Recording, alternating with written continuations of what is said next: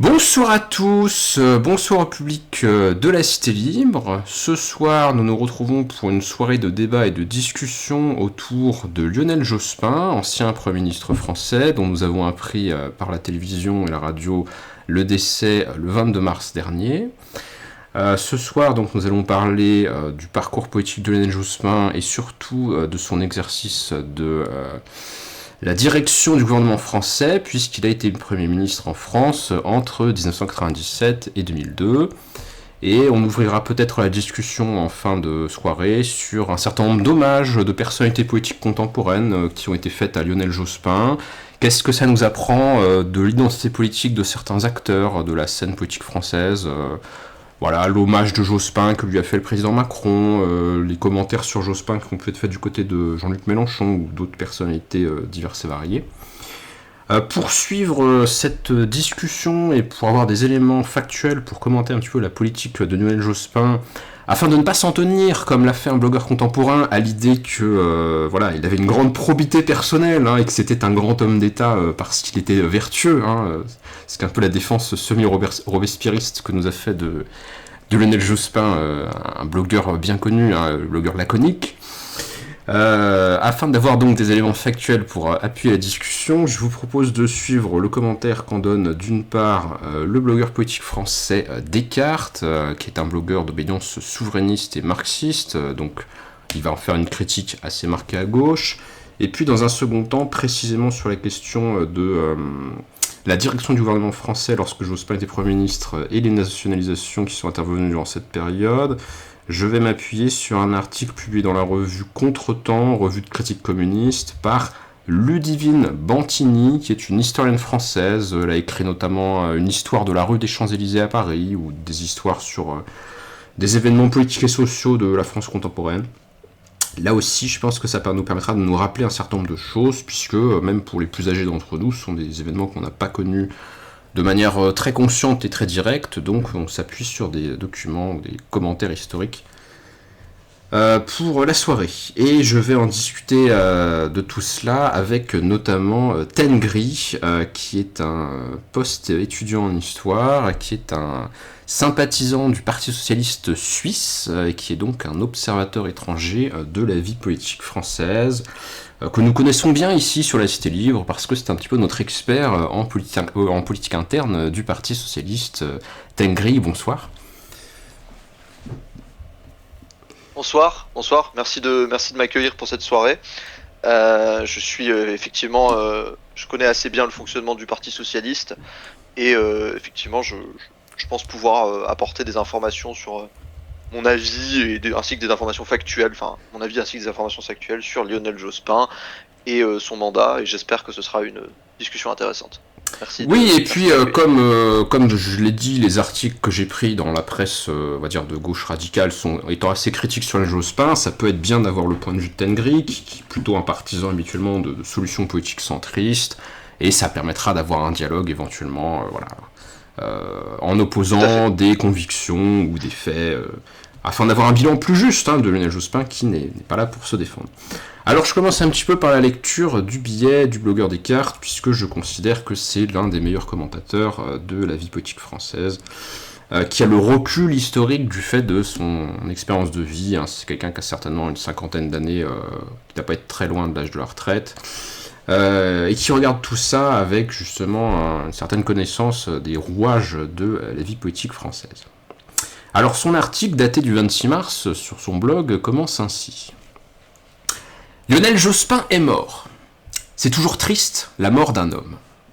Et en pareille circonstance, la tendance est toujours d'embellir le passé du défunt en retenant les bonnes actions et en oubliant les mauvaises. Des morts, rien que du bon, disait ma grand-mère, et cela s'entend.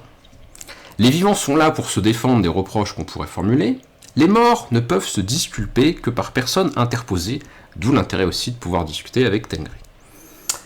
Mais au risque d'offenser la mémoire de ma grand-mère, je dois dire qu'à la sagesse paysanne qui met les morts au-delà de tout reproche, je préfère la vision voltairienne. Voltaire disait en effet, je cite, « Nous devons des égards aux vivants, aux morts nous ne devons que la vérité. » Et c'est particulièrement vrai pour un homme public. dont la mémoire peut servir, selon les cas, de repoussoir ou d'alibi à ses héritiers.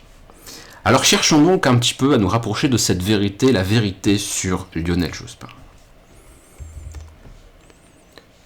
Donc le billet de Descartes il commence justement en indiquant que la mort de Lionel Jospin a suscité une sorte de vague de sympathie quand même dans la plupart des grands médias, Le Monde, Libération, les grands médias de la presse française.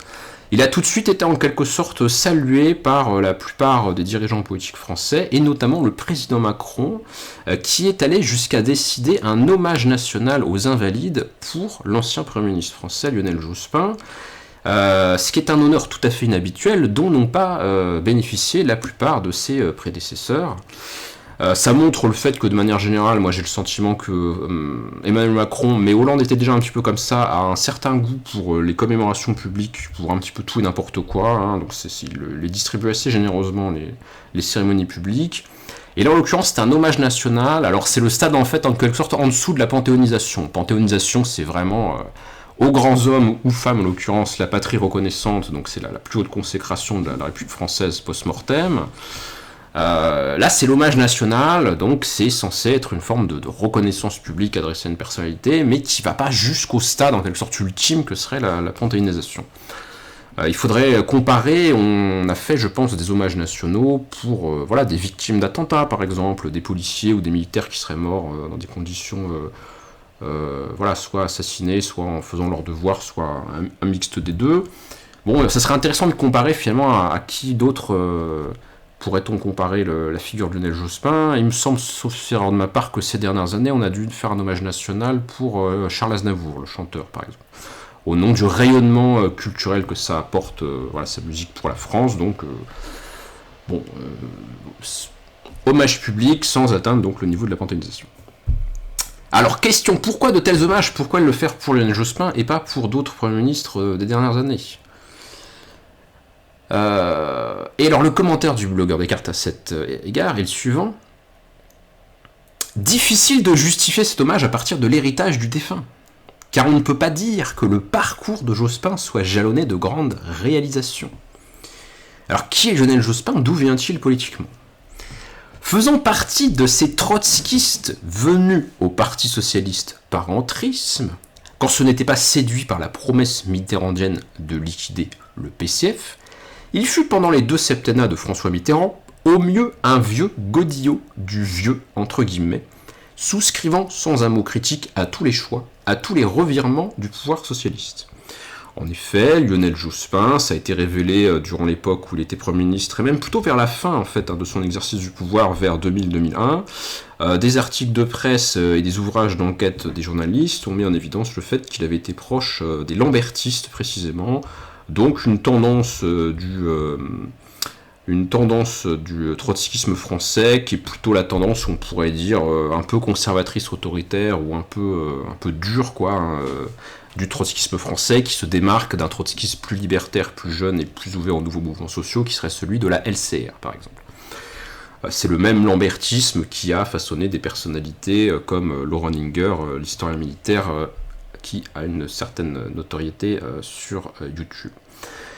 Donc c'est un ancien trotskiste qui a rejoint le Parti Socialiste, et effectivement quand on feuillette un peu sa fiche Wikipédia, on voit que il a été au service surtout de l'appareil du parti, finalement ça a été un premier secrétaire du Parti Socialiste, c'était un homme de l'appareil du Parti Socialiste, et il n'exerce des fonctions publiques que relativement tard, puisque il devient député en 1986, donc déjà 5 ans ou 6 ans après l'arrivée des socialistes au pouvoir suite à l'alternance avec François Mitterrand au début des années 80. Il devient député et 2 ans plus tard, après la réélection de François Mitterrand en 81, il devient ministre de l'Éducation nationale. Et c'est à peu près tout en fait en termes de fonction publique. Donc c'est quelqu'un qui aurait été une fois député, une fois ministre, mais il n'a pas eu beaucoup en fait de responsabilités publiques avant son arrivée à la tête du gouvernement français. Donc c'est quand même beaucoup quelqu'un qui a été un homme d'appareil du Parti Socialiste, chargé de diverses besognes auprès de François Mitterrand. Dans son commentaire, le bloqueur des cartes, il insiste beaucoup donc sur cette fidélité de Jospin vis-à-vis de Mitterrand. Donc il a avalisé toutes les grandes orientations politiques quand il y a eu des débats internes à trancher sur un certain nombre de sujets. Alors, je reprends ma lecture du billet. Concernant l'amnistie des généraux félons, le tournant de la rigueur, le traité de Maastricht, on ne trouvera pas un seul mot dissident chez lui. Rappelons que Mitterrand, pour son élection de 81, était allé chercher des voix chez d'anciens partisans de l'Algérie française et d'anciens généraux de l'Algérie française qui avaient fait l'objet de dégradation et de condamnation, et il avait exploité de manière très machiavélienne, enfin c'est l'image un peu du François Mitterrand tacticien et un peu sournois, il avait exploité le sentiment anti-gaulliste d'une certaine partie de l'extrême droite française pour se faire élire contre les candidats de la droite gaulliste, qui était donc Jacques Chirac au premier tour de l'élection, et puis ensuite c'était Valéry Giscard d'Estaing contre Mitterrand au deuxième tour, je crois. Donc voilà, Lionel Jospin, venu du trotskiste, soi-disant antifasciste, soi-disant à gauche radicale ou l'extrême gauche, ça l'avait pas dérangé qu'on aille chercher des voix chez les partisans ou les anciens partisans de l'Algérie française. Pareil, quand une fois au pouvoir, les socialistes vont abandonner finalement une politique de transformation sociale, de nationalisation et de velléité, en tout cas sur le plan rhétorique, de sortie du capitalisme, lorsque tout sera abandonné avec le tournant de la rigueur de 83, il n'y a aucune critique de Jospin sur ce sujet. Entre parenthèses, il n'y aura aussi aucune critique sur le même sujet d'un certain Jean-Luc Mélenchon. Hein, c'est des gens qui ont accepté cette politique-là, alors qu'elle avait suscité quand même un certain nombre de remous de la part de l'aile gauche du Parti socialiste, avec la figure notamment de Jean-Pierre Chevènement. Jusque-là, tu me contredis pas, Tengri, sur les faits, là ? Non, moi je suis pas spécialement en désaccord avec tout ça. Lionel Jospin a effectivement été l'homme de l'intérieur, quelque part, de Mitterrand. C'est-à-dire qu'il lui a succédé immédiatement après son élection comme président de la République à la tête du Parti socialiste. Tout à fait, ouais. Comme premier secrétaire. Et il faut le voir comme l'homme... c'est-à-dire que peut-être que les gens qui regardent cette vidéo ne se rendent pas compte de l'importance du poste de premier secrétaire du Parti socialiste. Parce qu'habituellement, ce n'est pas forcément très important qui dirige un mouvement. À cette époque, c'était quand même des partis de masse, voilà. Des partis beaucoup plus importants et structurants de la vie politique que nous de nos jours. Tout à fait. Et être à la tête du Parti socialiste, c'est réellement un job stratégique. J'irai pas jusqu'à dire que c'est un des jobs les plus importants du pays, mais bon, Staline a conquis le pouvoir en étant secrétaire du Parti communiste. C'est un job important, et oui, Jospin est très clairement un fidèle de Mitterrand, qui fait tout ce que Mitterrand lui dit, qui ne le critique pas, et qui assure que le PS ne se rebelle pas contre la politique de Mitterrand. Et alors effectivement, on n'a pas grand-chose à lui mettre à son crédit si on est contre Mitterrand. On pourra toutefois remarquer qu'il a été plutôt efficace dans son rôle de premier secrétaire, dans le sens où il a réussi à garder le PS derrière Mitterrand en dépit des difficultés. Voilà, disons. Je dirais. Alors on avait Rivzi qui souhaitait faire une remarque sur des cas d'opposition entre Jospin et Mitterrand. Donc là on est dans la période d'avant finalement la fin de la présidence de François Mitterrand, parce qu'il a fait 2 septennats. On est dans la période d'avant l'exercice du pouvoir par Jospin. Oui, tout à fait. On est en 90 quand Mitterrand est encore président de la République, du coup. Et Jospin est premier secrétaire du parti depuis 1981. Et en fait, suite à la nomination de Rocard comme Premier ministre, Lionel Jospin, qui a des désaccords avec la stratégie de Mitterrand, démissionne du secrétariat, ce qui déclenche une élection interne au parti. Et en fait, c'est Laurent Fabius qui s'oppose à Pierre Mauroy. Et Pierre Mauroy est élu... avec le soutien de Jospin contre Laurent Fabius, qui est soutenu par Mitterrand. Tout à fait. Alors c'est un cas d'opposition, mais est-ce que les enjeux sont vraiment des divergences politiques sur la conduite des affaires publiques ? C'est compliqué, je pense quand même que c'est lié... Michel Rocard, c'est quand même une ligne, c'est quand même la ligne quand même La plus libérale. droitière au sein du parti. Ouais. La plus libérale. Donc je pense quand même que ça repose en partie sur une opposition quant à la stratégie du Parti socialiste. Oui, j'allais dire, effectivement, je l'avais pas précisé parce que moi j'étais resté au premier mandat. Effectivement, dans le deuxième mandat, il y a des dissensions qui commencent à apparaître entre Mitterrand et Jospin. Et notamment, Jospin, je pense, et c'est important de le souligner pour la suite, c'est pour ça qu'il va avoir une carrière après. Parce qu'en fait, les gens qui ont soutenu Mitterrand à fond, à la fin, ça s'est mal passé quand même. Hein. On se rappelle du désastre de l'élection avant la fin du mandat. Elle est quand exactement cette élection Elle est peu après. Elle est pendant le deuxième mandat. C'est l'élection qui emmène une immense majorité gaulliste, en tout cas de droite, à l'Assemblée nationale. Il y a clairement une situation qui est très problématique dans le deuxième mandat de Mitterrand pour les socialistes. Je pense qu'on peut dire que c'est une situation désastreuse. Pour le pouvoir socialiste pendant le deuxième mandat de Mitterrand. On a vraiment une décomposition de la gauche. Les trahisons ont été trop nombreuses, je pense, pour les électeurs. Les échecs ont été nombreux. Et autant Mitterrand a réussi à survivre à sa réélection, mais il n'a pas réussi à garder une popularité après. Mais Jospin survivra politiquement, notamment en se distanciant de Mitterrand. Alors est-ce qu'il l'a fait pour des raisons, il va se distancier de Mitterrand sur la fin de son deuxième septennat. D'ailleurs, comment dirais-je, durant la campagne présidentielle de 1995,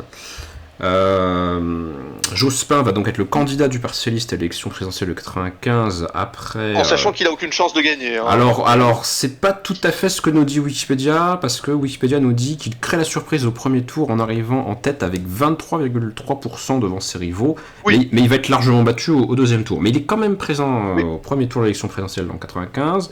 Il avait été désigné parmi les socialistes à la place de Henri Emmanuelli, qui était le premier secrétaire du Parti socialiste. Il me semble, mais j'ai un doute, que Emmanuelli va avoir des problèmes judiciaires au cours de cette décennie-là, d'ailleurs. Et dans son élection présidentielle de 95, pour justement se distancer un peu de Mitterrand, il avait fait une critique en septembre 94 sur le passé de François Mitterrand, qui commençait à susciter des révélations de la part de certains journalistes. Un Mitterrand qui n'a pas toujours été Pierre Péan, notamment. Voilà, Pierre Péan pour ne pas le nommer, qui avait fait une jeunesse française, un livre sur la jeunesse d'extrême droite et antisémite de François Mitterrand. Donc Lionel Jospin a été un petit peu désolidarisé en disant rêver d'un itinéraire plus simple et plus clair pour celui qui fut le leader de la gauche. Et en avril 95, donc toujours du vivant de Mitterrand, il réclame un droit d'inventaire sur son bilan, ce qui suggère qu'il pourrait faire une politique différente, sans doute parce qu'il l'a bien perçu qu'il y a une cassure en fait, une partie de l'opinion publique, une partie de l'électorat populaire.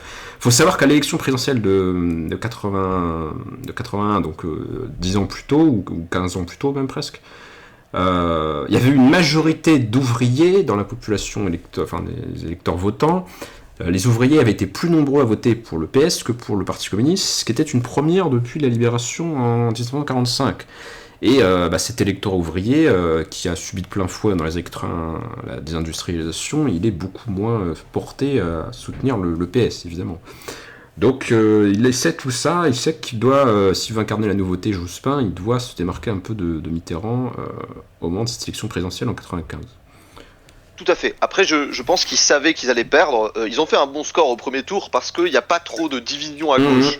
Mais je pense qu'ils savaient, et aussi parce que la droite est divisée. À l'inverse. Oui. On rappelle qu'il y a ce grand Chirac-Balladur qui divise la droite gaulliste. Mais je pense que les sondages l'annonçaient et de manière générale l'impopularité de Mitterrand rendait très improbable la victoire de la gauche en 95. Tout à fait. Donc ensuite on a l'élection de Jacques Chirac, et Jacques Chirac, je suis pas très sûr de la date exacte, mais enfin quelques temps après son élection, il va décider 2 ans après, il va décider de dissoudre en cours de législature l'Assemblée nationale, comme le permet la Constitution qui dote ce pouvoir au président de la République, parce qu'il se dit que c'est trop bête d'être président et de devoir gouverner avec une majorité de gauche, il est temps de mettre en cohérence finalement la Chambre et l'exécutif, Et donc il Non, relance... la majorité est de droite. Hein. Ah pardon, c'est inverse. Alors vas-y, explique-nous Non, la non, dissolution. non, la dissolution, c'est parce qu'ils pensent que c'est le bon moment. Pourquoi? C'est parce que la dernière élection était en 1993. Oui, avant la Où, présidentielle. justement, la Oui. droite avait eu cet excellent résultat. Ouais. Ils avaient fait une vague gigantesque. Mais le problème, c'est que le mandat, c'est 5 ans. Donc au plus tard, c'est en 1998 que l'élection doit avoir lieu. Et Chirac s'est dit que il pouvait dissoudre 1 an plus tôt parce que c'était le bon moment pour le faire, quoi. Il était bien dans les sondages et ça serait bien perçu. Donc il a décidé de dissoudre plutôt que d'attendre 1 an de plus. Voilà, c'est tout. Hein. Mais la D'accord. majorité était de droite à l'Assemblée à ce moment-là. Oui, donc en fait, il anticipait une victoire et plutôt que d'attendre 1 an pour l'avoir, il a voulu l'avoir tout de suite en 97, c'est ça que tu nous dis. C'est ça. Pour s'assurer d'avoir sa majorité jusqu'à la fin à la de son fin de son mandat. septennat, effectivement, puisque rappelons qu'à Voilà, l'époque, c'est on a ça. toujours le septennat, les présidents sont élus pour 7 ans et les assemblées parlementaires pour 5 ans, donc il y a des phases de décorrélation entre les deux, en fait. C'était ça. Et du coup, si tu fais l'élection en 97, tu l'as jusqu'à la fin de ton mandat, en 2002. Ok, donc bon, bah ça va être un échec en fait pour la droite, cette élection anticipée législative de 97, et la gauche va faire un très bon score. Est-ce que tu saurais nous dire pourquoi Tengra? Alors, c'est là qu'il faut amener la gauche plurielle. Ah Hein. Il faut, non seulement la gauche fait un excellent score, et c'est un excellent score qui suit un score désastreux. Hein. Je propose de s'arrêter 2 secondes sur Vas-y. le résultat des élections législatives précédentes, où la droite a 484 députés, et l'alliance menée par le Parti Socialiste en a 68. Ouais, c'est désastreux. 68, et c'est pas tous des députés socialistes. Hein. Il y a des députés du Parti radical de gauche, il y a des députés écologistes, voilà. Les socialistes ont vraiment un groupe, ils sont 57. Donc ça, c'était l'élection législative de 93, donc elle était désastreuse pour la gauche, c'est ça que tu me dis. Hein. C'est ça. Et c'était dans un contexte, notons-le, de 3-4 ans après la chute de l'Union soviétique. C'est ça, 3-4 ans après la chute de l'Union soviétique, et en plus Mitterrand très impopulaire, très voilà, vieux, 57 députés socialistes, c'est une catastrophe, voilà. Les écolos n'ont eu personne, et les communistes n'avaient que 25 députés. Donc il y avait moins de 100 députés de gauche à l'Assemblée. La droite en avait 484. On rappelle qu'il y a 577 écrasante. députés. Voilà, majorité écrasante. Bon, donc il faut une nouvelle stratégie pour l'élection suivante. Voilà. Une stratégie qui permette de gagner. Et il y a plusieurs trucs qui rentrent dans la façon de raisonner de Lionel Jospin, mais notamment c'est qu'il sait que la droite est unie, c'est-à-dire qu'à ce moment-là le RN n'est pas encore un gros facteur, notamment au second tour où ils ne le sont jamais, et en fait la droite arrive à faire cette unité, c'est-à-dire que aux législatives, l'UD, les 2 grands partis de droite de l'époque, c'est-à-dire le RPR d'une part, les gaullistes, et l'UDF d'autre part, c'est-à-dire le centre libéral, hein, voilà, le centre droit libéral, qui notamment aujourd'hui a des descendants qui vont du MoDem au Parti radical, enfin voilà. Et bien ces 2 partis font une alliance électorale systématique. Donc ils ont un gros avantage aux législatives. Et Jospin se dit, mais nous il faut qu'on fasse la même chose en fait. Il faut qu'on arrête de se marcher sur les plates-bandes, de faire de la concurrence entre candidats de gauche. Il nous faut une grande alliance de gauche. Un peu sur la mécanique de ce qui se passe en Italie notamment. Où c'est toujours des alliances de centre-gauche contre de centre-droit. Enfin, voilà. Et il propose donc à tous les partis qui représentent la gauche à ce moment-là de faire une alliance. Alors ça va des communistes qui sont ouverts à la proposition. Voilà, qui sont ouverts à la proposition parce qu'ils sont dirigés par Robert Hue. Nouvellement élu. Ils n'ont jamais été aussi centristes, hein, aussi peu radicaux. Voilà, c'est ça. Robert Hue qui est en plein processus de centrisation du Parti communiste après avoir remplacé Georges Marchais. Et il va le proposer aux écologistes, qui sont évidemment ouverts à la question, puisqu'ils n'ont jamais aucun élu. À ce moment-là, c'est un micro-parti. Ils sont quasiment pas un facteur, les écologistes. Il va le proposer au Parti radical de gauche, qui est plus important que ce qu'il est aujourd'hui. Il va le proposer au mouvement des citoyens. Jean-Pierre Chevènement. de Jean-Pierre Chevènement, qui est populaire à l'époque, Oui. qui a quand même un certain soutien, Chevènement. Et il va le proposer à probablement quelques autres petits partis de gauche. Faut savoir que l'architecte avec Jospin de ce projet, c'est Jean-Christophe Cambadélis, qui va s'occuper d'un peu de mettre ensemble cette coalition et de gérer la campagne, voilà. Et effectivement, cette coalition est une surprise pour la droite, qui ne s'attend pas à voir une gauche faire front commun. Ça rappelle un peu ce qui s'est passé finalement en 2024. Voilà, c'est Le nouveau Front populaire en France. Oui. Voilà, Macron, qui s'attendait à avoir une gauche divisée et un boulevard pour son parti, et qui se retrouve face à un nouveau Front populaire qui arrive à faire de bons résultats là où on l'attendait pas finalement. Et c'est pareil pour Jospin, il sort un peu de son chapeau une victoire surprise, à une courte victoire tout de même. Je vais vérifier combien il y a de députés de gauche en tout.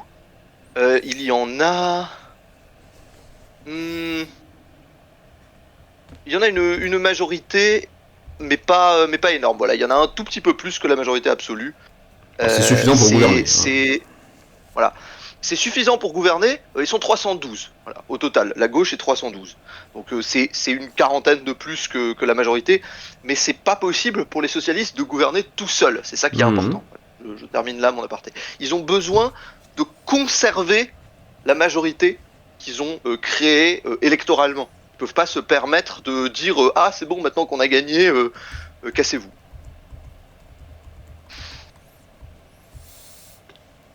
Alors que va-t-il faire du pouvoir en 97 durant les 5 ans donc, de cette nouvelle mandature où la gauche est majoritaire à l'Assemblée nationale?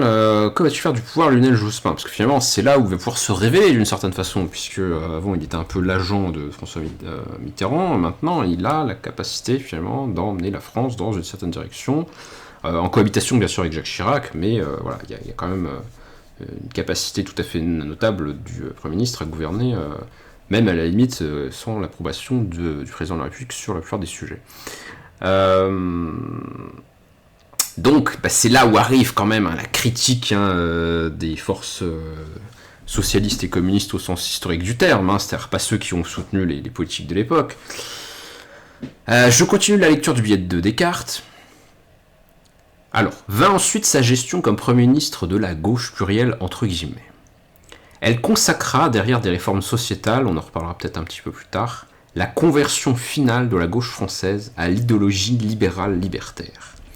S'asseyant allègrement sur les accords signés avec ses partenaires communistes et écologistes, il battit tous les records en matière de privatisation. France Télécom, Thomson Multimédia, le GAN, le CIC, les AGF, la Société Marseillaise de Crédit, RMC, Air France, le Crédit Lyonnais, Eramet, Aérospatiale Matra, EADS, la banque Hervet sont passés dans des mains privées. Il signa au sommet de Barcelone l'ouverture à la concurrence de l'électricité et du gaz, et donc le démantèlement de Gaz de France et d'EDF. Rappelons que Descartes, historiquement, est quelqu'un qui travaille comme ingénieur dans le nucléaire français. Et je ne parle même pas de sa politique d'éducation et de recherche qu'il plaça sous la houlette de son ami Claude Allègre. Alors on peut peut-être compléter ces quelques remarques en piochant dans l'écrit de Ludivine Blantini, qui est emprunté à la matière de l'un de ses livres. Elle cite un article du Monde de septembre 1997, donc certainement peu après ou peu avant, je sais pas, l'arrivée au pouvoir de Jospin au gouvernement français. Le Monde titrait « La gauche française est-elle libérale ?» Donc c'est Ludivine Blantini qui parle, je lis son texte. L'interrogation a sa pertinence quand on examine l'importance des privatisations et autres ouvertures du capital lancées à marche forcée. Bon, je vous refais pas la liste, je l'ai déjà donnée. Source importante de revenus pour l'État, ces privatisations ouvertures au capital sont d'autant plus bienvenues pour des gouvernements en difficulté qu'elles permettent de lisser les budgets et de voir les déficits atténués. Elles avaient rapporté, privatisations et ouverture au capital, 100 milliards de francs sous le gouvernement de Jacques Chirac, 114 milliards sous celui d'Édouard Balladur, 40 milliards sous celui d'Alain Juppé. Alain Juppé, ça devait être l'un des premiers ministres de Jacques Chirac juste avant. Mais ses gains s'élèvent à 210 milliards sous celui de Lionel Jospin, donc il bat le record tout gouvernement confondu, il fait 2 fois plus que la droite en gros, en termes de privatisation et de ouverture au capital, donc l'État vend des actions qui lui appartenaient ou des participations d'entreprises qui lui appartenaient. On évite d'ailleurs dans la rhétorique de l'époque le terme de privatisation qui fait très peur à l'électorat de gauche, on parle d'ouverture au capital. Il est vrai, nous dit Ludwig Martini, que ce sont principalement des privatisations partielles, où l'État garde des parts. Cependant, le secteur nationalisé est peu à peu érodé, et cette progressive dissolution ne rencontre plus guère d'opposition, sinon à la gauche de la gauche, entre guillemets. Pour respecter les critères sévères de la rigueur budgétaire, ces mises sur le marché constituent une aubaine. La combinaison doit permettre de constituer de grands groupes compétitifs à l'échelle européenne et mondiale. Contrairement à ce qu'il avait envisagé, Lionel Jospin n'attend pas à France Télécom une consultation des salariés, il prend sa décision sur le fondement d'un rapport favorable à la privatisation. Le Financial Times britannique salue ces décisions comme un tournant historique. À Air France, le rocardien Christian Blanc devient un patron de choc. Pour Jacques Delors, qui est un des socialistes qui est à la Commission européenne, je crois, il est nécessaire que les salariés de cette entreprise mesurent ce qu'est la concurrence. Le temps de l'économie administrée est terminé, affirme Lionel Jospin. La logique marchande s'impose à des domaines démultipliés, la télévision à partir des années 80, l'énergie, le transport, les télécommunications, les transports publics, les autoroutes, les aéroports, le secteur postal. Même l'armée est concernée, elle sous-traite désormais une partie de sa logistique. S'agissant des retraites, Lionel Jospin, comme Dominique Strauss-Kahn, envisage publiquement de greffer sur le régime par répartition un système de fonds de pension. Sur la fiscalité, après la démission de DSK en novembre 1999, mise en cause dans le scandale de la MNEF, affaire d'emploi fictif et d'enrichissement personnel lié à une mutuelle étudiante, Laurent Fabius lui succède et poursuit la baisse des impôts amorcée sous son propre gouvernement 16 ans auparavant.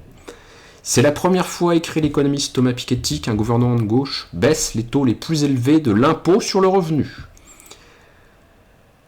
Des engagements de campagne sur la taxation des sociétés et des hauts revenus sont abandonnés. Ces diverses pratiques forment un vocable passé dans le langage courant de la sémantique politique, le social-libéralisme. Le Premier ministre le reconnaît dès janvier 1997, il faut combiner les logiques économiques, y compris libérales, mais sans nier le social. Donc l'idée en fait c'est de faire accepter ces programmes de privatisation massive, d'ouverture au capital et de concurrence, mais en rendant ça vivable en fait pour les humains qui vont subir le passage à la concurrence et la dérégulation généralisée. On peut peut-être déjà s'arrêter sur cette première partie du bilan de Jospin, parce que c'est quand même principalement ça que la gauche, au sens historique du terme, lui reproche. Tout à fait. Bon, je vais pas vous mentir sur ce point-là. Moi, je suis de centre-gauche et j'avoue que je suis très sceptique vis-à-vis de la participation de l'État dans l'économie. Je veux pas être trop offensif dans mes prises de position, mais j'avoue que autant je pourrais reprocher, et d'ailleurs je le fais. Je pense que le choix d'ouvrir à la concurrence EDF par exemple ou Gaz de France et le domaine de l'énergie était une erreur. Il n'y a pas à chipoter là-dessus. Et d'ailleurs ça continue de l'être aujourd'hui. Bon, c'est une erreur probablement faite sous pression de l'Europe, mais oui. C'est une erreur. Oui. Voilà, c'est une erreur. On va pas se mentir. En revanche, j'avoue que j'ai du mal à accepter des critiques qui consistent à dire qu'il serait dommage de privatiser telle ou telle banque, une assurance, genre le CIC, le Crédit Lyonnais ou je sais pas quoi. J'avoue que étant plutôt favorable d'une économie de marché là où il le faut, j'ai du mal à percevoir la pertinence de détenir des parts dans ce genre d'entreprise. Oui, tout à fait, on te laissera intervenir, Réussy. Mais si on s'éloigne un peu de ça, il est vrai que Lionel Jospin, mais c'est un social-libéral, c'est un mec qui s'inscrit dans la lignée de gens de centre-gauche. Oui, d'autres pays de l'époque, oui. Voilà, dans tout un tas de pays européens. De la même période. Tony Blair. Voilà, en Angleterre. Tony Blair au Royaume-Uni. On a Romano Prodi avec l'Olivier en Italie. On a Gerhard Schröder en Allemagne. Voilà, Schröder en Allemagne. Et il y en a sûrement tout un tas d'autres dans des pays plus parti. Donc, il y a un tournant pro-marché des partis historiquement social-démocrates. La gauche cherchant à se reconstruire après l'effondrement de l'Union soviétique, et cherchant aussi à reprendre du terrain face à la percée du néolibéralisme, accepte l'économie de marché. Et se dit que voilà, finalement, son boulot, c'est plus de rendre le capitalisme vivable, comme tu l'as dit, de n'être anticapitaliste.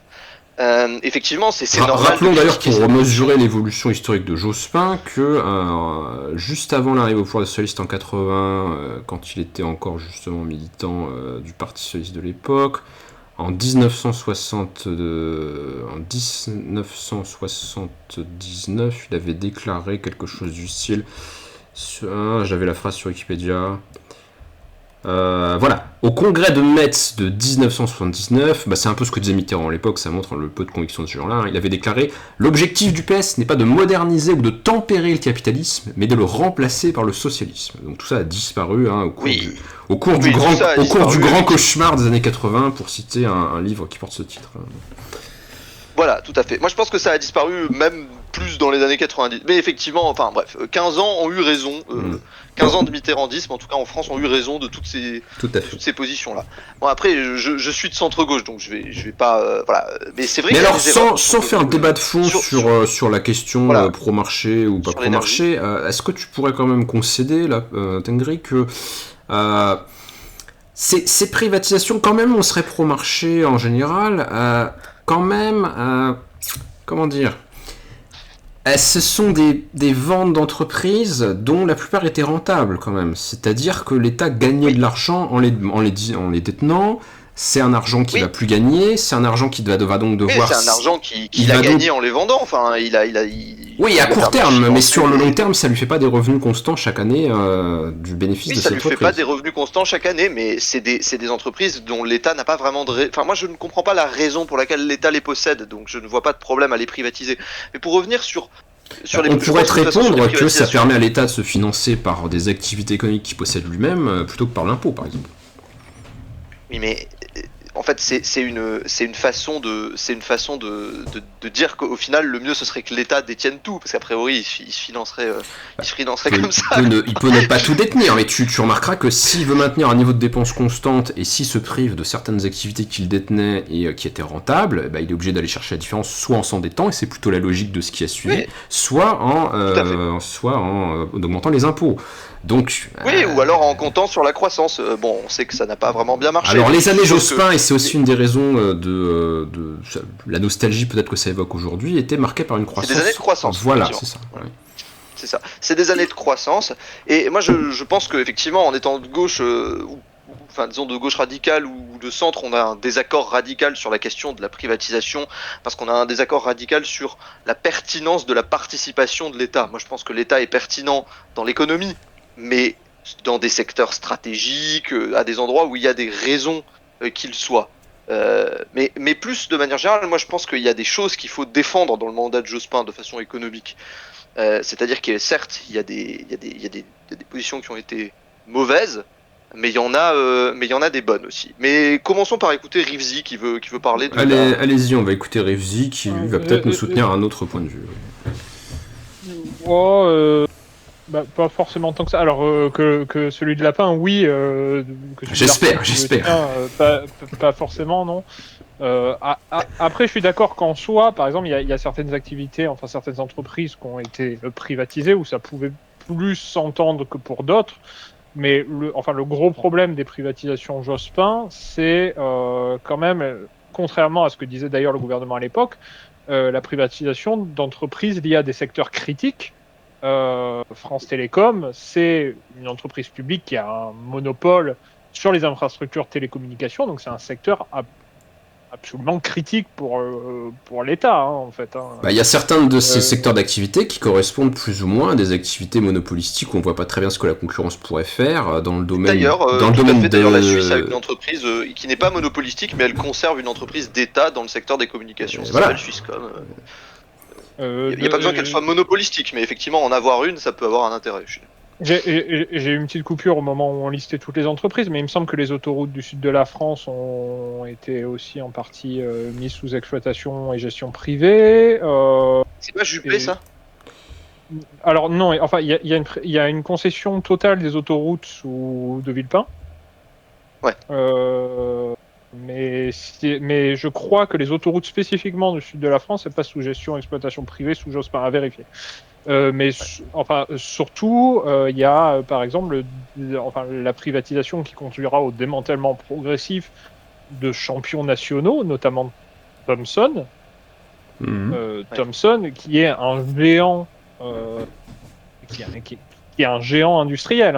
Thomson, c'est ce qui donnera Brandt, la marque d'électroménager qui malheureusement a été liquidée récemment et dont 25 ans plus tard, le projet de scope a été refusé. Thomson Multimédia, qui est gros fabricant d'électronique et de télévision notamment, et aussi Thomson CSF qui donnera Thales, donc gros groupe de défense, d'aérospatial.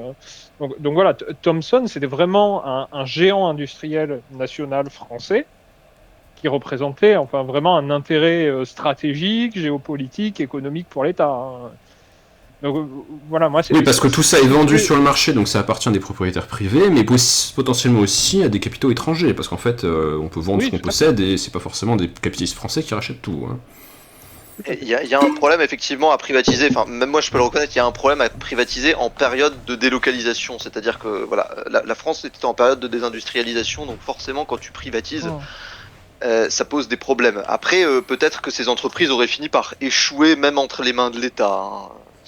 Oui, c'est possible aussi. Voilà. On peut pas faire de contre-histoire, mais bon. C'est possible aussi. Après, moi, je rejoindrais Elbron sur le fait que quand des entreprises publiques sont à la fois importantes du point de vue stratégique, du point de vue de la souveraineté de l'État et rentables, autant les garder. Ensuite, là, pour aller à contrario pour aller au contraire un peu de ce qui était dit, certes, il y a une période de croissance sous Jospin. Dont le rapport avec ces politiques est évidemment discuté, parce que certains disent que c'est une croissance mondiale. C'est-à-dire, il y a un contexte mondial plutôt favorable. Oui. Donc, faut aussi prendre ça en compte. Moi, il y a un petit point que j'ai noté où je trouve l'article un peu injuste. Par exemple, sur les emplois jeunes, qui sont certes des contrats à durée déterminée de 5 ans. Contrat à durée déterminée de 5 ans. Pour les moins de 26 ans, payés au SMIC. C'est ça. En fait, c'est des contrats à durée déterminée qui peuvent être rompus par l'employeur à chaque date d'anniversaire du contrat. Donc, on est d'accord qu'on est sur quelque chose qui relève quand même... précarisation. Qui relève d'une précarisation. Cependant, ça a permis de faire rentrer dans l'emploi de nombreux jeunes chômeurs. Et, la partie, l'État ne les pérennise pas. Je trouve ça injuste de le reprocher à Jospin parce qu'en fait, c'est pas le gouvernement Jospin qui va mettre fin au dispositif, c'est le gouvernement Fillon. Alors c'est peut-être une erreur de Bantigny pour le coup. Tout à fait. Et moi, je pense que les emplois jeunes, certes, c'est une position. Je comprends que des gens de gauche radicale le critiquent, mais il faut le comprendre parce que on le sait aujourd'hui, mais on le savait déjà un peu à l'époque. Les augmentations du SMIC et les réductions horaires, ça n'impacte pas trop l'emploi. Les augmentations du SMIC, je veux dire, et la réduction du temps horaire, ça n'impacte pas trop l'emploi des salariés de façon générale. Par contre, ça impacte beaucoup l'emploi des jeunes. Ça cause pas mal de chômage chez les jeunes d'avoir un SMIC très élevé parce que c'est souvent des gens qui sont assez peu qualifiés ou productifs, qui sont ou moins productifs ou tout ça. Et c'est là aussi que la logique de l'emploi jeune me semble pertinente. C'est-à-dire que certes tu vas être précarisé, mais en même temps tu es précarisé dans les premières années de ta vie où c'est pas un drame absolu de devoir rechercher un emploi. Généralement tu n'as pas encore t'as moins de difficultés à retrouver un emploi quand t'es jeune que... Voilà, et puis t'as moins de responsabilités qui pourraient être catastrophiques liées au fait de le perdre aussi, voilà. Après sur les effets du SMIC sur l'emploi c'est très débattu, mais bon c'est une autre question, et un débat très, oui, on en débattra une autre fois si tu veux. Juste pour me corriger, ma langue a fourché, j'ai dit gouvernement Fillon, en fait c'est François Fillon qui était ministre des Affaires sociales sous le gouvernement Raffarin, ma langue a fourché, voilà. Mais bref, ok. Oui, c'est sous Chirac, quoi, après... gouvernement Raffarin en 2002. Voilà, c'est ça. Moi, je pense que les emplois jeunes étaient plutôt une politique réussie, honnêtement, hein. Après, ça se critique, je pense, mais je pense que c'est logique dans une économie moderne d'avoir des dispositifs qui facilitent l'emploi des jeunes, quitte à sacrifier un peu de protection pour ceux-ci. Protection sociale. Alors, Après, vas-y. juste, il y a des critiques à faire aux 35 heures. Alors justement, je souhaitais amener le sujet des 35 heures, puisque le sens, n'est-ce pas, de cette libéralisme à connotation sociale ou social-démocratie light prôné par Jospin et par l'évolution historique des partis sociaux-démocrates, non seulement en France, mais aussi dans d'autres pays comme le Royaume-Uni, c'était de dire, bon, vous allez travailler pour le marché, mais il faut quand même protéger les gens et rendre ça vivable. Alors les 35 heures, ça s'inscrit apparemment dans les combats historiques progressistes de la gauche. On va limiter le temps de travail légal pour limiter l'exploitation des salariés par les capitalistes, pour éviter que les gens se tuent au travail avec des horaires intenables. Donc, c'est ce que revendique la CGT depuis sa création au début du XXe siècle, la baisse historique du temps de travail. Ça a été fait en plusieurs fois. Il y avait déjà eu une baisse du temps de travail au moment des grandes grèves de juin 1936 avec le Front populaire en France. On avait limité à 40 heures le temps de travail légal.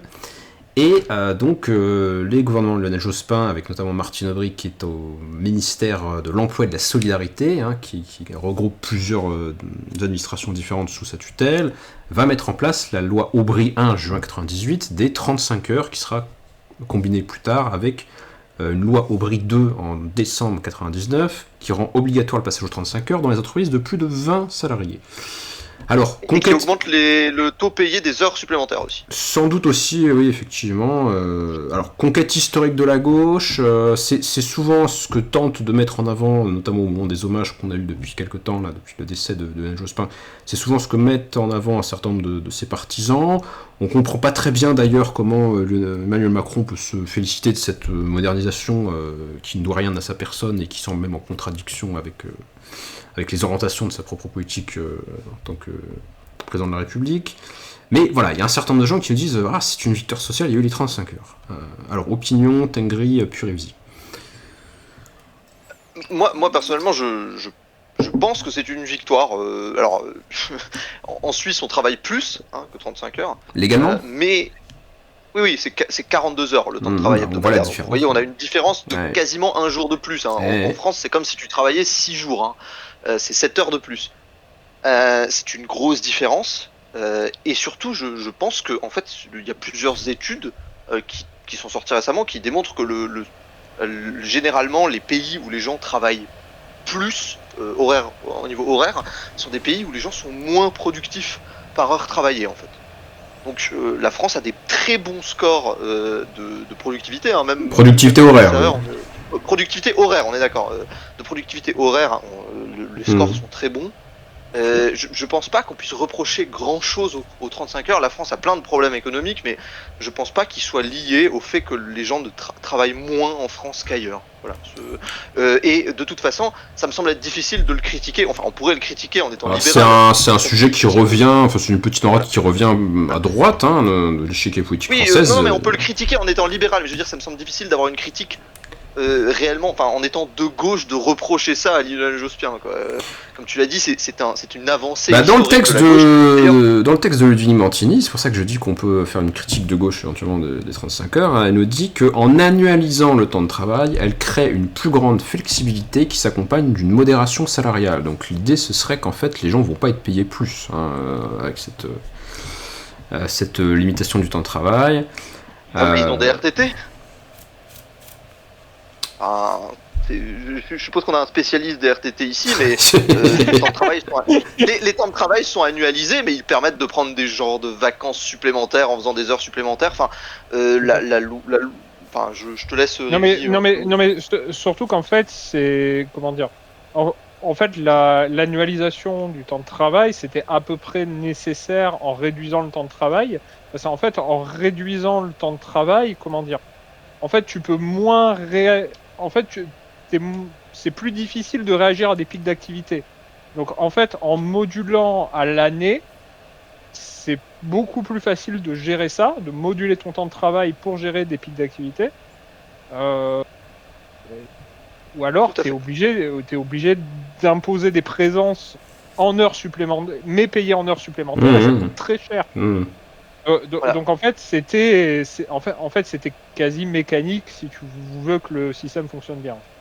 Alors les effets de Oui, cette loi sont très controversés comment dire, la manière dont ça affecte l'emploi, puisque l'une des justifications historiques, une des raisons qui fait qu'à gauche, effectivement, il y a une disposition favorable historiquement, avec notamment la CGT en faveur de la réduction légale du temps de travail, c'est l'idée que le travail, ça serait un peu comme une ressource rare, comme de l'eau sur un bateau en pleine mer. On le rationne et pour en distribuer à tout le monde. Donc finalement, si on baissait le temps de travail légal, on pourrait potentiellement remédier au chômage et embaucher des gens qui vont. pas sûr, ça, par Alors contre. voilà, justement. Donc les effets de ce type de mesures de réduction sont très controversés. Il n'y a pas de consensus économique en fait sur le fait que ça puisse permettre de réduire le nombre de chômeurs. Alors Je quand suis pas même, sûr. chez les économistes, il y a quand même, il me semble, une position majoritaire sur le fait que, en tout cas en France, dans la manière dont ça a été fait, il y a un effet soit neutre, soit positif. La position comme quoi ça aurait réduit l'emploi, elle est extrêmement minoritaire. La position la plus courante, c'est que ça a eu un effet positif mais faible. On est loin on a eu des revendications jusqu'à la création de 400 000 emplois grâce aux 35 heures. Mmh. C'est très vraisemblablement exagéré, mais sur des analyses plus sérieuses, on est sur des créations d'emplois de l'ordre de 50 000. Parce que je lis un essayiste économique, Laurent Izard, qui dit « La généralisation des 35 heures a amené de nombreux salariés à assurer la même quantité de travail en moins de temps. » Donc ça aurait intensifié le travail de chaque salarié. Puis c'est un peu ce que disait Lapin tout à l'heure, c'est-à-dire que les Français ont une très bonne productivité horaire, c'est-à-dire qu'on fait très vite le travail dans le temps légalement imparti. Mais si les gens sont très efficaces, il n'y a pas forcément besoin d'en embaucher d'autres pour faire un travail qui serait à faire. Et donc, les effets de ce type de politique-là sur l'emploi semblent difficilement Oui, appréciables. après, comment dire, c'est-à-dire que s'il y a Beaucoup de gens qui ont vécu cette époque, d'un et rythme je pense à mes parents, et soutenu, ils se plaignent des 35 heures au sens où ils disent on doit faire plus qu'avant en moins de temps. Quoi.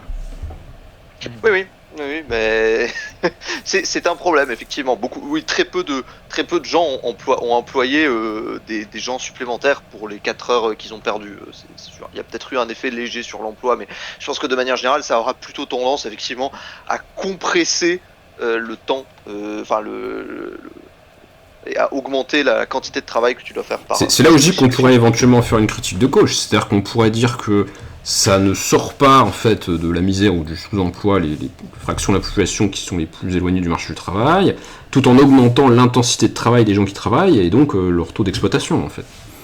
Ouais, mais ça oui, augmente mais pas ça vraiment augmente leur aussi, intensité de travail. ça augmente aussi le temps qu'ils passent pas au travail. Oui, oui, et puis ils vont pas faire plus de travail qu'avant. Bon, ils vont juste le faire en moins de temps et ils auront plus de temps libre. Enfin, c'est tout un débat, hein, mais ça leur fait quand même gagner 4 heures chez eux pour eux, quoi, par semaine. C'est pas rien. Alors peut-être qu'ils vont faire le même travail qu'avant en moins de temps, mais je dirais, je pense que chacun aura sa propre appréciation de comment est-ce qu'il préfère travailler. Moi, je sais que personnellement, j'avoue que je préférerais largement travailler moins de temps et de façon un petit peu plus intensive. Mais comme ça, après, j'ai plus de temps pour moi. Hein.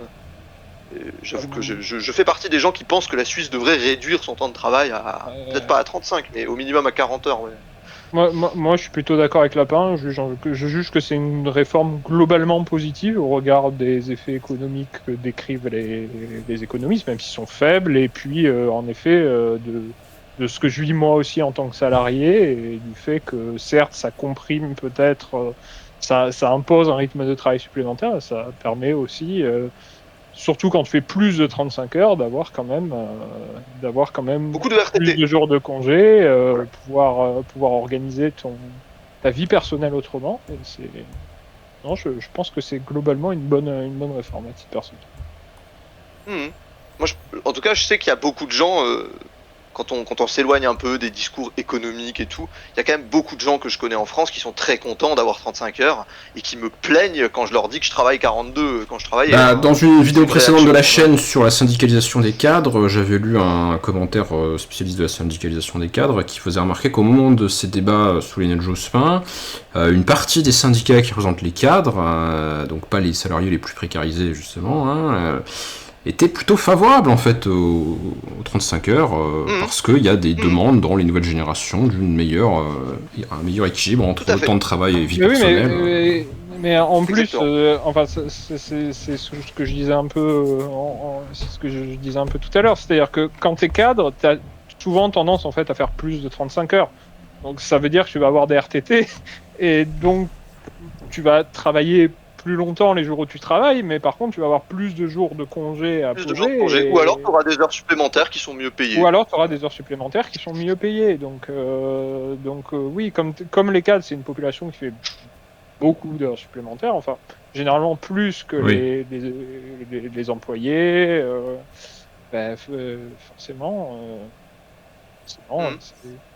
c'est normal qu'ils soutiennent ce genre de dispositif, quoi. Et puis c'est aussi des métiers moins. Alors ça peut être des. Excuse-moi, la peine de te couper. Ouais, vas-y. Ça peut être des métiers qui sont très stressants, qui sont sollicitants. Je sais pas comment le dire, mais voilà, enfin, qui nécessitent quand même de réfléchir, mais où tu peux avoir beaucoup de pression, beaucoup de responsabilités. Mais c'est aussi des métiers qui sont moins fatigants physiquement. Et où ça pose moins de problèmes de travailler longtemps. Travailler 39 heures sur des chantiers et travailler 39 heures derrière un bureau, c'est pas la même chose. Voilà, effectivement, il y a aussi un argument de gauche qui serait favorable aux 35 heures, j'allais y venir, c'est effectivement l'argument de la pénibilité, c'est-à-dire qu'il y a quand même relativement beaucoup de métiers où c'est pas juste une question d'intensité de travail, il y a un vrai bénéfice sur la santé au fait de travailler moins longtemps dans la journée, hein. Ça peut être dévastateur pour la santé de quelqu'un de se trouver dans un pays où on fait 12 heures de sentier par jour, hein. Sur l'argument de tout à l'heure de la compression que tu as donné Albron, c'est-à-dire que tu dois faire le même travail en moins de temps. Enfin, par exemple, sur des métiers très pénibles, il y a des normes de sécurité, il y a des limites physiques qui font que tu peux pas comprimer non plus à l'infini. C'est ça. À un moment, il y a certains métiers effectivement où tu peux accélérer, mais il y a bien certains métiers où tu vas probablement avoir un gain réel. Et puis surtout, voilà, c'est moins pénible d'être accroché 7 heures à une grue que 8, quoi. Enfin, je reviens un instant sur le souhait des gouvernements de Lionel Jospin de faire des économies, finalement, en n'aidant pas des entreprises qui seraient soumises à des crises ou des secteurs qui sont frappés par de la faillite. Il n'y a pas de nationalisation, il n'y a pas de sauvetage d'entreprises, même avec des reprises partielles ou temporaires. Bon. Donc on laisse faire le marché. Il y a un souhait de dégager des marges de manœuvre financières en vendant des participations publiques ou des entreprises publiques. Est-ce que ce souhait des gouvernements de Lionel Jospin de vraiment réduire les déficits en France, qui est assez notable, d'ailleurs je pense que ça joue aussi sur l'image de sérieux, de probité, d'austérité qu'on associe à Jospin, quand on le décrit, je dirais même personnellement, les commentaires... C'est intéressant, l'éthos qu'on attribue en fait personnalité de Lionel Jospin ne sont pas sans lien, j'ai l'impression, avec des choses qu'il a vraiment faites, sur le point précis que je suis en train d'indiquer. Ce souhait de ces gouvernements de réduire le déficit français, est-ce qu'on pourrait le mettre en relation avec la politique monétaire de l'époque? Parce qu'il faut rappeler que depuis les années 80, les socialistes, mais aussi la droite, font une politique du franc fort, et qu'on s'achemine avec l'an 2000 au passage à l'euro, qui conditionne quand même, je pense, toute une logique de ces politiques publiques. Tout à fait. Et puis il y a une nécessité de commencer à s'en tenir aux règles budgétaires européennes. Voilà, parce que le traité de Maastricht, confirmé par le pacte de stabilité et de croissance, j'ai lu l'article de Ludivine Montini, signé au sommet d'Amsterdam juillet 97, impose des critères de convergence entre les économies de la zone euro et de l'Union européenne. La priorité est donnée à la réduction des déficits publics, sujet qu'on entendra de manière répétée dans les 25 années qu'on suivit jusqu'à nos jours, en fait. Voilà. Tout à fait. C'est pas quelque chose qui est très de gauche, ce genre de choses, mais ça fait partie probablement des choses qui ont été sacrifiées sur l'autel de la construction européenne, sur l'autel du projet européen. Voilà. Exactement. Et d'autant qu'à l'époque, il était possible de financer cette réduction des déficits du point de vue de Lionel Jospin sans détruire l'État social en fait. C'était possible de le faire avec des mesures de privatisation. Donc, oui, mais une fois qu'on a vendu les bijoux de la couronne, il n'y aurait plus rien. C'est ça, effectivement. On pourrait critiquer chez Lionel Jospin peut-être le court-termisme. Un manque, le court-termisme, je suis d'accord. Après, je pense que de son point de vue, probablement il y a quand même des logiques chez Jospin qui sont pas court-termistes. On n'oubliera pas de mentionner parmi les choses positives qu'a fait Lionel Jospin, la création d'un fonds de réserve pour les retraites qui a été détruit par les gouvernements récemment. Voilà, par les gouvernements successifs, oui, mais pas que. Tout le monde a un peu pioché dedans depuis Lionel Jospin. Mais Lionel Jospin avait été prévoyant sur la question des retraites. Il avait décidé de faire un fonds de réserve pour les caisses de retraite pour pouvoir financer les déficits dans le futur. Mais tu fais bien de mentionner ce point, c'est bien vu, effectivement. Voilà, c'est ça. Notamment Sarkozy a bouffé dans le fonds en question dans la crise de 2008. Tiens donc. Bref, on va pas poursuivre. Mais, oui. Nous sommes sous le coup de la loi. Oui. Défendre quelques autres choses qu'a fait Lionel Jospin, parce que je pense que voilà, on se concentre pas mal sur les négatifs. Il a créé des choses qui ne plairont pas aux gens de droite, mais il a créé notamment la couverture maladie universelle. Alors c'est cité dans l'article de Bantigny, oui, on parle un petit peu. Voilà, c'est ça, qui est l'ancêtre de ce qui est aujourd'hui attaqué par de l'AME, qui est aujourd'hui très fortement attaqué pour des raisons assez indirectes d'ailleurs, enfin oui, pour les raisons... Ouais, c'est-à-dire que cette couverture maladie universelle, elle permet tout de même d'assurer, moi ça fait partie des choses que je défends aussi, en tant que... Et je pense que toute personne de gauche devrait le défendre, d'assurer un niveau de santé, un droit à la santé finalement à tout le monde, ça permet d'éviter tout un tas de problèmes. Et en vrai, même en étant... même d'un point de vue de droite, en réalité, ça devrait être quelque chose qu'on soutient parce que... on pourrait soutenir que la santé de la population, outre le fait que ça nous sécurise individuellement, participe à la productivité des travailleurs du pays. Mais participe à la productivité et surtout une couverture de santé, ça permet de découvrir les problèmes tôt. Oui. Voilà. Et d'éviter de se retrouver avec des milliers de gens aux urgences, en théorie. Voilà. C'est des choses qui sont de l'ordre de la prévoyance. Voilà, il y a eu des lois sur les droits des malades qui sont des avancées qui me semblent souhaitables aussi, qui ont permis aux malades d'avoir de davantage connaître leurs dossiers médicaux. Enfin voilà, il y a eu des avancées sociétales bien sûr, comme le Pax. Alors je me suis pas attardé, j'espère qu'on me traitera pas de mauvais esprit. Il faut savoir que effectivement, il y a des avancées sociétales en matière de droits des personnes LGBT qui ont eu lieu du temps du mandat de Lionel Jospin. Ça a été fait contre l'avis des forces plus conservatrices de la société, notamment de l'Église, qui n'a que ça à faire, effectivement. Je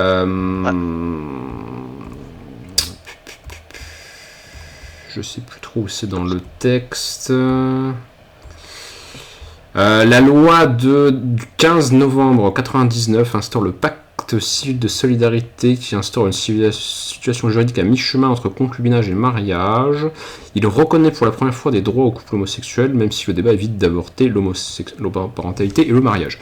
Il faut quand même savoir que sur la question du mariage homosexuel au début des années 2000, ou même en 2004, je crois, Lionel Jospin avait dit qu'il n'y était pas favorable. Tout à fait, mais on est à une époque où la plupart des gens ne sont pas favorables au mariage homosexuel. Oui. Mais ça reste une avancée, et d'ailleurs même aujourd'hui, vous pourrez trouver des gens qui sont pas favorables au mariage homosexuel sur des sujets qui sont pas à mon sens très pertinents, mais en fait c'est essentiellement une volonté de réserver le mariage au sens de quelque chose d'historique. Mais vous ne trouvez pas beaucoup de gens qui vous soutiendraient qu'une forme de pacte civil entre les homosexuels, c'est quelque chose à éviter en fait. C'est difficile de le trouver ça aujourd'hui, et donc je pense que c'est quelque chose qui est un pas dans la bonne direction finalement pour les droits des populations LGBT. Après on a d'autres choses qui sont populaires, je pense, quand on est de gauche. Moi personnellement j'y suis pas favorable à ce genre de choses, mais il a imposé dans un souci de mixité sociale, il a imposé à toutes les communes françaises d'avoir des logements sociaux. Tout à fait, un taux de logement social est obligatoire dans les communes françaises. Les communes qui ne le font pas sont soumises à des amendes, ce qui est le cas de ma commune d'ailleurs. C'est ça, exactement. Et ça, je pense que c'est quelque chose qui... Enfin, je vois pas pourquoi c'est quelque chose de gauche, quoi. Enfin, il me semble. Hein. Après, on pourrait peut-être. Il y a plusieurs façons de le voir. On pourrait dire que la mixité spatiale est un cache-sexe à la mixité sociale, parce que finalement, pourquoi mettre des pauvres avec des riches spatialement plutôt que réduire leur différence de niveau de vie, quel que soit l'endroit où ils habitent, hein. Non, mais ça sert principalement à faire payer aux gens riches des logements sociaux, en fait. C'est surtout Ah ça. oui, d'accord. Oui, l'intérêt. Mais des nouvelles tranches d'impôts sur le revenu ou d'autres modes de financement arriveraient au même résultat. L'aurait permis aussi. Voilà. Mais tu sais, c'est un problème, je pense, le fait de concentrer tous les riches au même endroit et tous les pauvres au même endroit. c'est leur comportement normal, cela dit. Oui, c'est leur comportement normal qu'il faut peut-être chercher à éviter. Parce que la ghettoisation mène à tout un tas de problèmes, en fait. Hein. Sauf si on est maoïste, auquel cas c'est un accélérateur de l'histoire. Oui, d'accord. Moi, je ne suis pas maoïste, donc... Voilà. Il y a aussi des réformes de la justice, il me semble, sous Jospin, qui sont salutaires, avec des éliminations des fonds présidentiels qui permettaient essentiellement au président de faire n'importe quoi avec l'argent de l'État. Hein.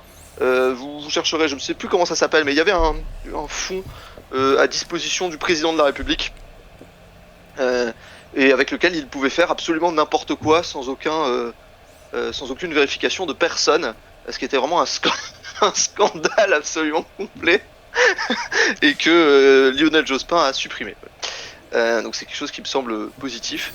Il y a aussi des réformes de la justice qui renforcent la présomption d'innocence, qui limitent les détentions arbitraires, les détentions provisoires dans le temps. Enfin, c'est des mesures qui vont dans un sens de modernisation pour aller vers une justice qui commet moins d'abus, voilà, une police plus limitée. Moi, c'est des choses que je trouve salutaires. Après, je suppose que des gens de droite y seraient opposés, hein, mais voilà, en faisant une critique c'est de le mettre dans le camp des choses qui sont positives pour la gauche de Lionel Jospin. Voilà, il y a une limite de l'arbitraire judiciaire et de l'arbitraire policier qui est passé sous Lionel Jospin. C'est la loi Guigou, bien sûr. Oui, du nom de la ministre de la Justice, garde des Sceaux. Tout à fait. Très bien, écoutez, je vous propose pas, pour pas exploser le temps, d'analyser les causes de son échec en 2002. Ça pourrait même être l'objet d'une autre soirée de débat si le thème vous intéresse particulièrement. Ce que je vous propose pour conclure, ou sauf si Révisi souhaite reprendre la parole, c'est de lire un petit peu le papier de Descartes sur les hommages finalement à Lionel Jospin, où il y a quand même la part de la nostalgie, la part de l'émotion personnelle, mais peut-être aussi des éléments qui seraient révélatrices de certains profils des dirigeants que nous avons encore aujourd'hui.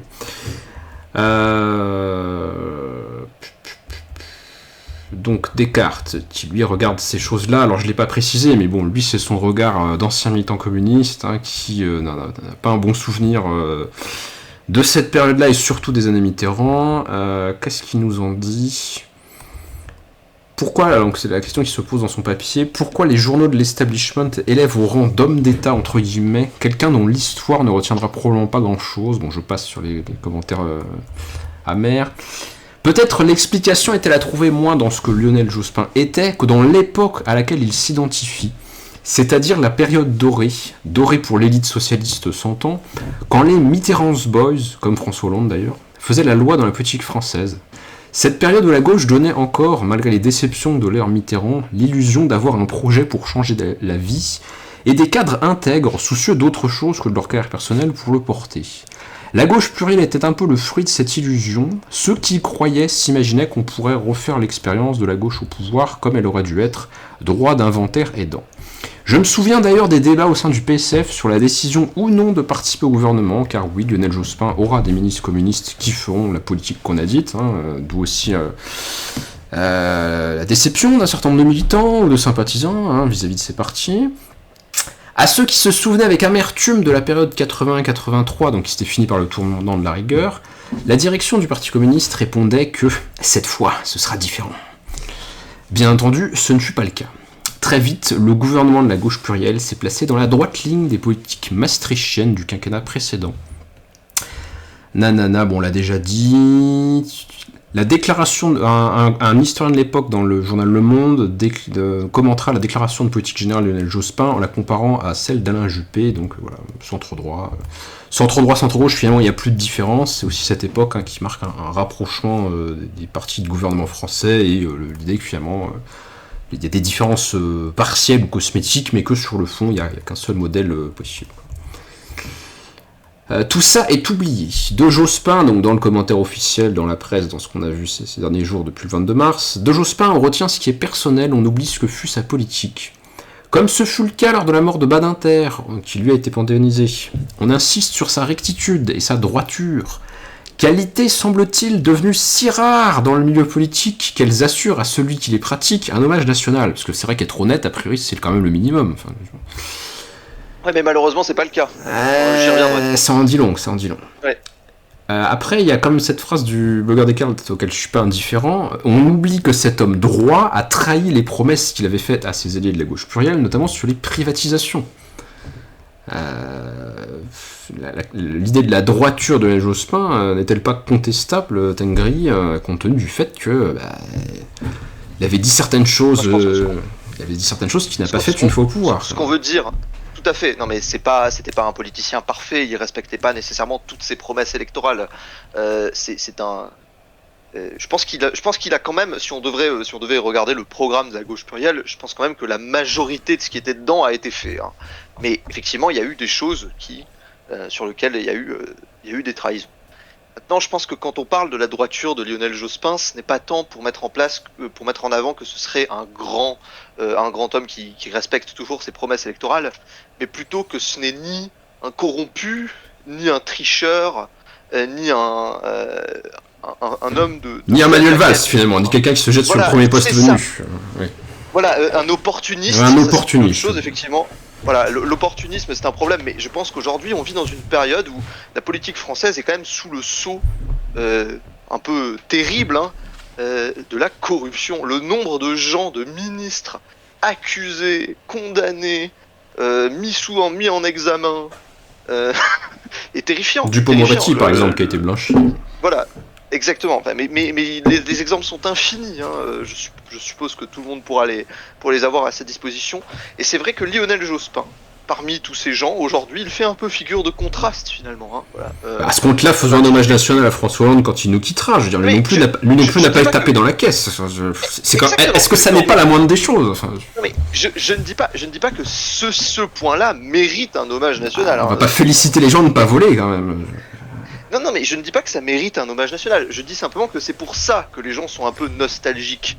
Alors, on va suivre le commentaire de Descartes parce qu'il va quand même plus loin dans l'explication. Alors, il ajoute « Ceux qui pleurent Jospin, qu'ils s'appellent Jack Land, Mélenchon ou Hollande, pleurent en fait sur eux-mêmes.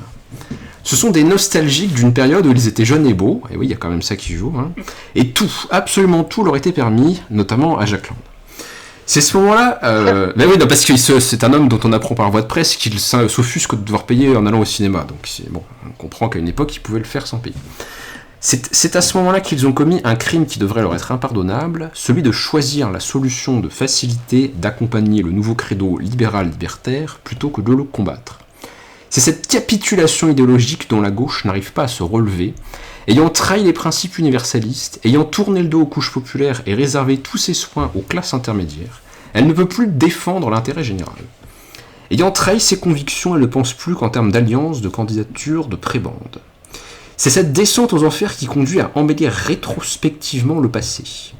Et peu leur importe au fond que ce passé contienne les racines de son présent, que ce soit les choix de cette période qui ont ruiné le pays, détruit l'école, sapé les fondations même du pacte républicain. Et pour ne pas avoir à se regarder, la gauche a cassé tous les miroirs. Chez Mélenchon, il est interdit de jeter un regard critique sur la période Mitterrand ou celle de la gauche plurielle. Prononcer le mot Maastricht dans l'entourage du gourou vous assure d'être envoyé en Sibérie. Et si vous ne me croyez pas, vous n'avez qu'à consulter la littérature des Insoumis. Alors que les Insoumis pilonnent régulièrement le Parti Socialiste, on dirait que ce parti n'est devenu détestable que depuis que Mélenchon l'a quitté. Tout ce qui s'est passé avant est couvert par le manteau de l'oubli. Et chez les socialistes, ce n'est pas mieux. Le tournant de la rigueur n'a pas existé et n'existe pas. Maastricht non plus.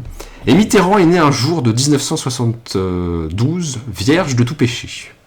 On cultive à gauche une amnésie collective qui permet de faire de la période 80-2002 un âge d'or, peuplé de grandes figures entre guillemets, Badinter, Jospin, Lang, même si l'étoile de ce dernier a un peu pâli depuis ses fricotages avec Epstein ou Epstein selon les interprètes, dont le nom est finalement attaché à des réalisations dérisoires.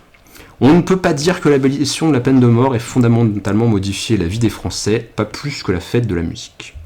Conclusion de l'article. Lionel Jospin était un honnête homme. C'est déjà beaucoup. Mais ça ne justifie pas qu'on lui rende un hommage national. Hommage qui, il faut le rappeler, fut refusé à un homme comme Marcel Boiteux, dont le parcours et l'héritage est autrement plus consistant. Les gens qui veulent vérifier vérifieront, il me semble que c'est quelqu'un qui a été haut fonctionnaire français et qui, lui, justement, a des réalisations concrètes à son actif. Jospin n'était pas un homme d'État parce que ce statut suppose une vision originale de l'avenir du pays et un courage, un esprit de sacrifice exceptionnel pour la mettre en œuvre. Je mets au défi quiconque de m'expliquer ce que pouvait être la vision de Jospin, au-delà des généralités du genre, contre tout ce qui est mauvais, pour tout ce qui est bon.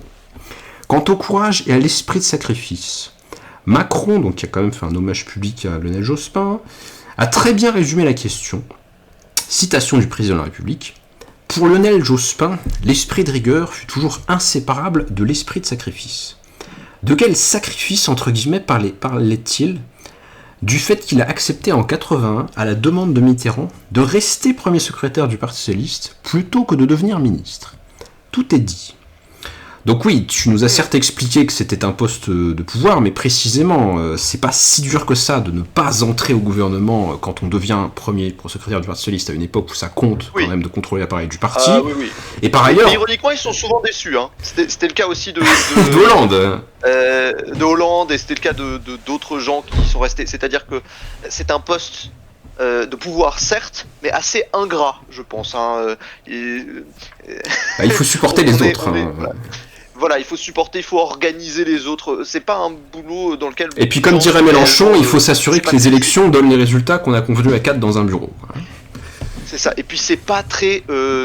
ça va pas te donner une visibilité publique. Beaucoup de ces gens ont eu envie quand même de faire quelque chose à la tête du pays, d'avoir une responsabilité officielle et pas juste d'être dans un bureau d'un parti. Voilà, c'est vrai, mais peut-on vraiment qualifier de sacrifice? Non, je suis d'accord que c'est pas un sacrifice. Mais non, donc il n'est pas rentré au gouvernement alors qu'il aurait pu, mais bon, c'est une limitation de sa carrière. Mais en fait, on n'est pas. Oui, c'est ça. Non mais l'esprit de sacrifice, c'est pas quelqu'un, si tu veux, qui est parti en Angleterre pendant 5 ans en ne sachant pas s'il reverrait un jour son pays, hein, pour le comparer à un autre homme d'État. Ouais, voilà.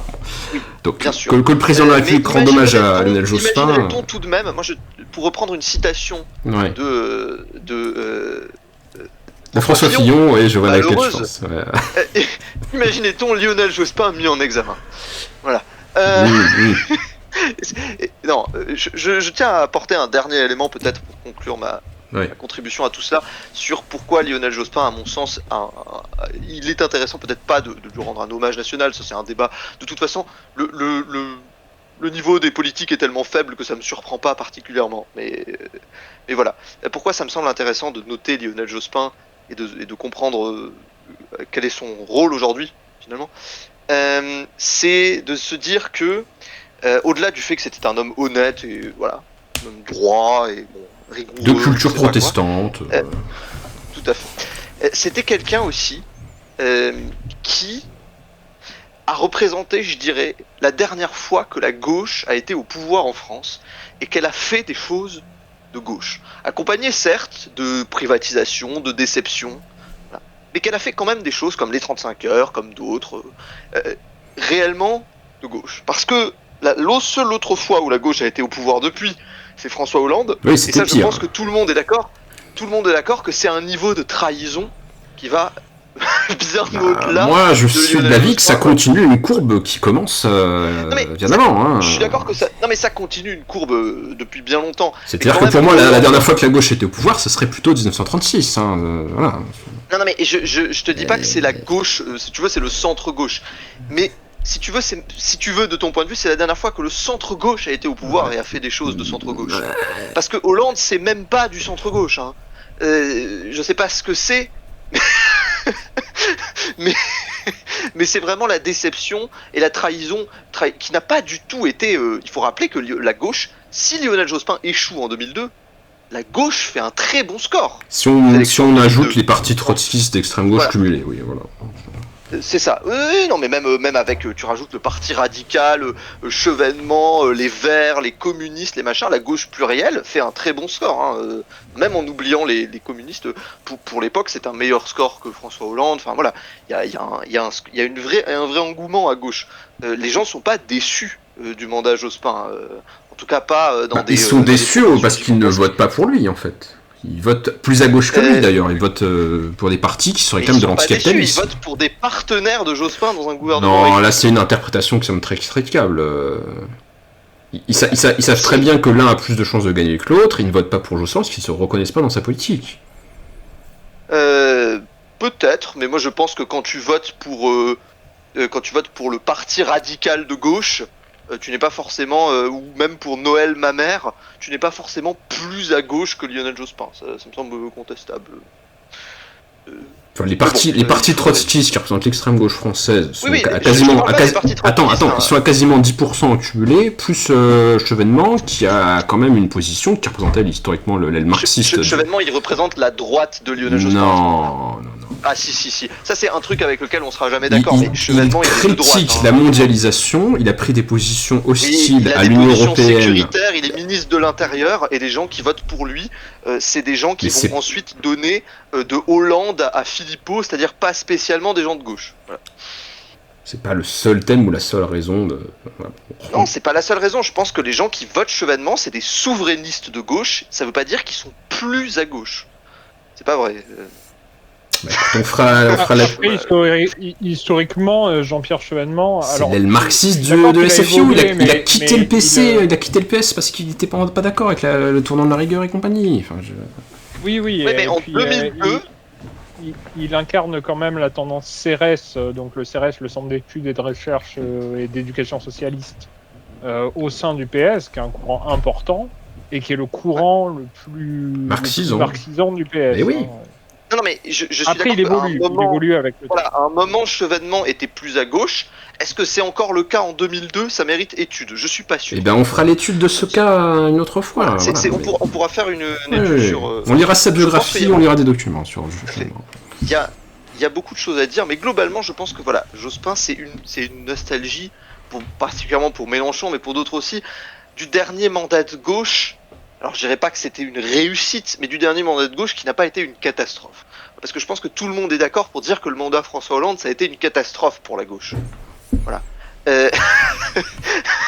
Donc en fait, les gens se retournent vers le mandat Jospin pour se dire, mais en fait, c'est quoi la dernière fois qu'on a fait quelque chose d'acceptable, tu vois? Comment ça s'est passé? Et du coup, c'est pour ça que beaucoup de gens sont nostalgiques. Au-delà du fait qu'effectivement ils se souviennent de leur jeunesse, voilà, ce genre d'éléments un peu psychologisants dont je suis pas fan nécessairement, hein, parce que bon, c'est difficile de dire ça pour Macron par exemple. Voilà. C'est vrai, mais c'est pas le seul qui est cité. Non, mais il y en a plein. Hein. J'ai vu plein de gens faire des. Et puis finalement, je rajouterai une chose. Je pense que à tous les gens qui se demandent quelle est la vision du monde de Lionel Jospin, il suffit de lire le bouquin Le Monde comme je le vois. Est-ce que tu veux nous citer quelques extraits qui t'ont marqué de cet ouvrage? Attends. J'ai noté quelques trucs. Je vais essayer de te retrouver ça. Mais quelqu'un peut peut-être faire une contribution, peut-être Rivzi. Est-ce que Rivzi souhaite ajouter des éléments? L'héritage de Lionel Jospin avant que je retrouve ça. L'héritage de Lionel Jospin aujourd'hui, hormis des mesures. Après, il y a les mesures qu'on a parlé tout à l'heure. Enfin, les 35 heures, c'est quand même quelque chose qui change aujourd'hui très concrètement la vie au quotidien des salariés. Hein. Certes. Après, en effet, ça a été dit dans l'article, ça a été dit. Mais est-ce que c'est pas la caution d'un ensemble qui n'est pas globalement positif? Oui, enfin oui. Non mais je suis d'accord avec Lapin. Hein. Il y a une sorte de nostalgie parce que c'était le dernier gouvernement de gauche à peu près fonctionnel qui n'a pas ouvertement trahi. Alors qui a clairement pas eu un programme socialiste. Hein, bah non. Et pas de gauche radicale, mais qui, comment dire, était pas ouvertement de centre droit, voire de droite. Bon, c'est déjà ça. Enfin, l'héritage dans les mémoires de Lionel Jospin, hein, c'est quand même l'héritage très lourd de la défaite de 2002. Oui, on peut développer un peu ce point le temps que Lapin nous retrouve quelques citations bien senties. Mais moi, j'ai quand même... C'est surtout comme ça qu'il est... C'est surtout comme ça qu'il est resté dans les mémoires. Hein. Oui, j'ai très peu dit de choses positives en faveur de Lionel Jospin, alors j'en dirai une pour conclure. Contrairement à Nicolas Sarkozy, quand il nous a annoncé publiquement qu'il quittait définitivement la vie politique, eh bien, il s'est tenu à cet engagement. Il n'est pas revenu. Voilà, bravo. Il n'est pas revenu, effectivement. Il n'est pas revenu. Alors, je retrouve plus mes citations, mais je pense que je peux vous donner de deux mots. Allez, une synthèse. Propos. Le jospinisme. Voilà, qu'est-ce que c'était l'idéologie jospiniste? Le propos qui est développé. Alors, c'est pas nécessairement sur le jospinisme, mais c'est un peu comment Jospin voit le problème français. Et c'est intéressant parce que je trouve que ça d'une certaine manière, ça recoupe un peu ma vision des problèmes que la France extérieure, hein, que la France rencontre. Et en fait, bon, évidemment, il commence par faire ce constat qui est que voilà, il y a une certaine méfiance vis-à-vis des Français, vis-à-vis de leur classe politique, hein, voilà. Et il critique ce fait-là, hein, il critique cette émergence de ce qu'il appelle une nouvelle aristocratie, hein, voilà, qui serait à la fois composée de politiciens, mais aussi d'experts, une élite financière, une élite technocratique, et qui effectivement, on a peut-être l'impression de... Mais qui pourrait donc se méfier de Dominique Strauss-Kahn? C'est vraiment insensé, oui. Voilà, c'est ça, exactement. Mais aussi, effectivement, de tous ces héritiers modernes, hein, de Macron et de ses ministres, et de... Jacques Attali... Voilà. Exactement. Et il critique l'émergence de ceci, et il dit que finalement, ce qui est important pour regagner une forme de... et c'est là qu'on voit peut-être le lien avec finalement et pourquoi c'est si important dans les critiques, enfin dans les avis que les gens donnent sur Lionel Jospin, c'est que lui, ce qui est important pour lui en politique, c'est que les politiciens respectent les mêmes règles que les citoyens et s'en tiennent à cela. Oui, bah ça fait très culture protestante du Nord, j'ai pas piqué dans la caisse à la Merkel, mais bon, c'est un peu court. C'est un type qui est très présent, notamment dans le monde anglo-saxon, hein, voilà, avec le rule of law, et cette idée que voilà, les politiciens finalement sont mis au même niveau. Et tu dis c'est basique, mais ouais, mais on a quand même un peu l'impression qu'en France aujourd'hui, c'est pas si basique que ça, quoi. C'est pas un basique très suivi. Hein, voilà, on est sur. Après, voilà. en effet, Lionel Jospin a été, à ma connaissance, relativement irréprochable. Il a quand même passé sa carrière politique dans le même parti, collègues, amis, avec des gens qui eux. Oui, tout à fait. Mais d'ailleurs, il critique le consensus que lui. Hein. Mais tout à fait, mais d'ailleurs il critique le Parti Socialiste, hein, oui, aussi dans son ouvrage. Et effectivement, c'est plus une critique globale sur la classe politique française de laquelle il a fait, dont il a fait partie finalement. Hein, voilà, on peut jeter un regard peut-être à la fin de sa vie. Hein, c'est un bouquin assez tardif et je pense que c'est son dernier ouvrage. Hein, voilà. Je sais pas s'il en a écrit d'autres. Après, pour revenir avec les tensions avec Mitterrand, à la fin du deuxième mandat et après pour la campagne présidentielle, de ce que j'ai pu comprendre, Lionel Jospin était quand même mal à l'aise avec l'attitude de proche de Mitterrand, voire de Mitterrand lui-même.